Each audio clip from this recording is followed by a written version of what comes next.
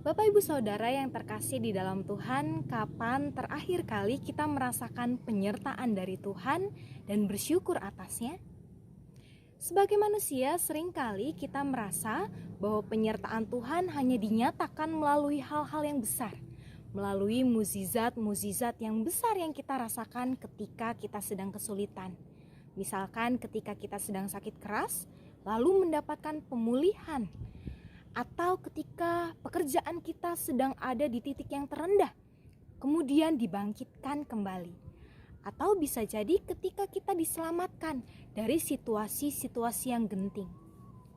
Padahal Bapak Ibu Saudara, penyertaan Tuhan bukan hanya dinyatakan melalui mukjizat-mukjizat yang besar, bukan hanya melalui segala sesuatu yang kita rasakan sebagai suatu hal yang wah, akan tetapi penyertaan Tuhan juga kita rasakan melalui hal-hal yang sederhana, hal-hal yang terjadi hampir setiap hari yang biasa kita rasakan dan juga sangat sederhana.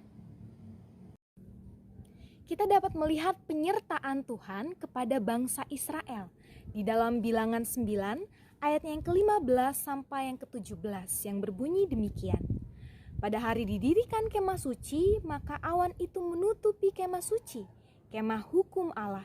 Dan pada waktu malam sampai pagi, awan itu ada di atas kemah suci, kelihatan seperti api. Demikianlah selalu terjadi, awan itu menutupi kemah dan pada waktu malam kelihatan seperti api. Dan setiap kali awan itu naik dari atas kemah, maka orang Israel pun berangkatlah. Dan di tempat awan itu diam, di sanalah orang Israel berkemah. Bapak Ibu Saudara, awan adalah hal yang biasa kita temui. Hampir setiap hari kita melihat hadirnya awan.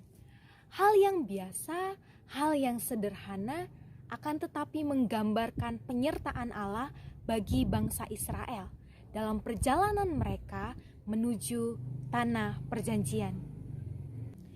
Tiang awan yang diberikan oleh Tuhan untuk memimpin bangsa Israel menuntun mereka ketika pagi hingga sore, dan ketika malam hingga pagi, awan itu pun menjadi tiang api yang menerangi langkah mereka hingga mereka senantiasa terjaga dan juga disertai.